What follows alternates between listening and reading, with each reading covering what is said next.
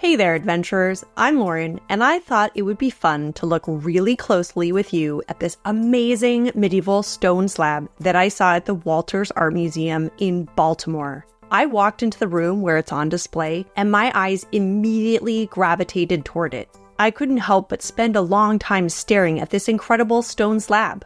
The artist made very specific choices about how to carve this that helped draw us to it. It's a massive single piece of stone covered in beautiful decoration that's now attached to a wall. So what do you say? Do you want to look at it really closely with me and get to know this amazing work of art?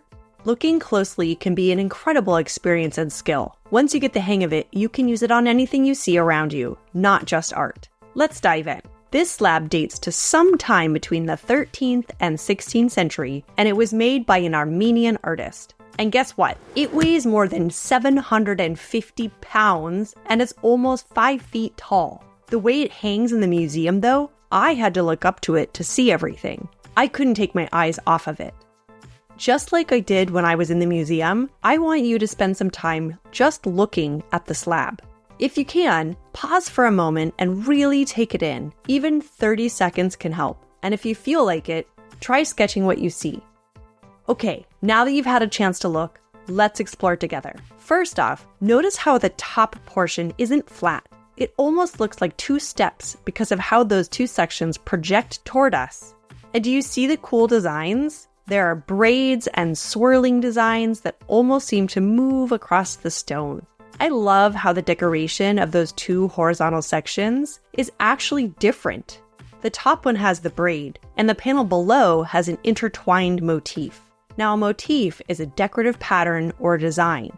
This type of intertwined motif is usually called interlace. It's also curvilinear, which means that it's defined by curved lines. And if you look closely, you might spot some sneaky birds hiding in the patterns. Below the top panels, there's a big rectangle with even more decorations. It has panels of decorative interlace and braiding that form a thick border. A giant cross fills the center. Now, the border of the big rectangle has different panels with tightly braided and interlaced designs. They look different from the rest, which makes them extra interesting. Inside the big rectangle is another one, and yet again, the artist decided to mix things up with the surface designs. We see some braiding, but most of it looks like holes have been punched into the stone.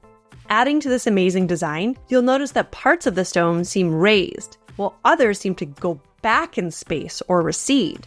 The curvilinear design that frames the cross seems to rise up toward us. You'll notice it creates shadows. The cross is carved the same way to make it appear as if it projects forward. You can't avoid looking at it.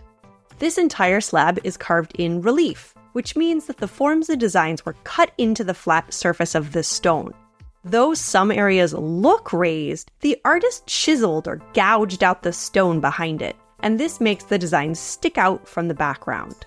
And check out the ends of the cross. They curl upward like leaves. The design that surrounds the cross also looks like it emerges from the cross's short ends. It's like a vine stretching out and growing up around it.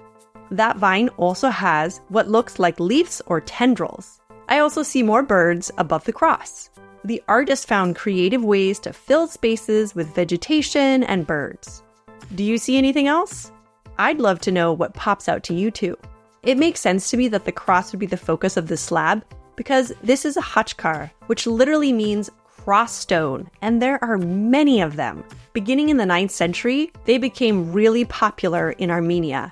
Why, you might be wondering? Well, that's a story for another time. For now, though, keep looking and exploring. And remember, you have some great building blocks to use on other artworks now.